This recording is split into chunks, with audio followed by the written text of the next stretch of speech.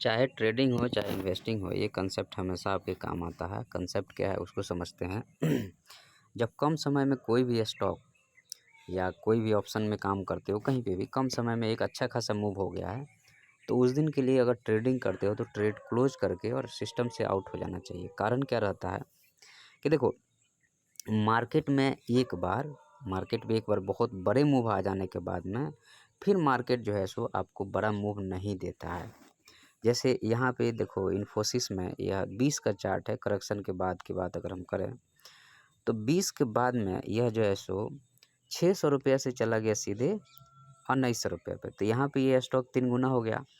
तो जब ये स्टॉक 3 गुना हो गया, उसके बाद अगर आप इधर बहुत बड़े मूव की एक्सपेक्टेशन करके यहाँ पोजीशन बनाओगे तो आपको मुँह की खानी पड़ेगी। और ये आ गया फिर से आपको ऑलमोस्ट उसका 50% जितना मूव किया उसका 50% करेक्ट हो गया।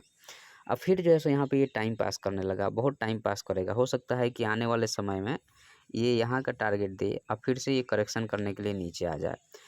तो मार्केट में ऐसा होता है कि मार्केट जब एक बहुत बड़ा मूव दे देता है तो उसके बाद में फिर बहुत ज़्यादा उससे एक्सपेक्टेशन नहीं रखना।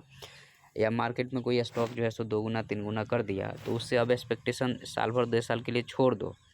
क्योंकि उससे अगर एक्सपेक्टेशन रखने जाओगे तो जो यहाँ लिया है, याद रखना, जो प्रॉफिट इसका 3 गुना हुआ है वो डबल पे कुछ लोग बुक किए, कोई 3 गुना पे बुक किया है।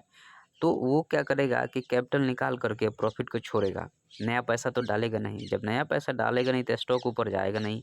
हमारे अब आपके चवन्नी अठन्नी डालने से स्टॉक ऊपर नहीं जाता है। तो इस चीज़ को हमेशा याद रखो कि जब भी स्टॉक या ऑप्शन में अगर आप काम कर रहे हो, इंट्राडे में भी काम कर रहे हो, तो स्टॉक का मैक्सिमम मूवमेंट जो है वो हो चुका है, तब उसमें पैसा डालने का कोई मतलब नहीं है। और अगर इस टाइप की अगर गलती आप कर रहे हो तो आज से उसको बंद कर दो, क्योंकि ये साइकोलॉजिकल मिस्टेक कहा जाएगा। क्योंकि आपने ना, यहाँ टेक्निकल मिस्टेक नहीं है, साइकोलॉजिकल मिस्टेक होता है। और ये स्टॉक हो सकता है कि 2000 से लेकर के और 1200 के बीच में 1-2 डिप और मारे, फिर ये ऊपर निकले। तो उसके हिसाब से आपको काम करना चाहिए।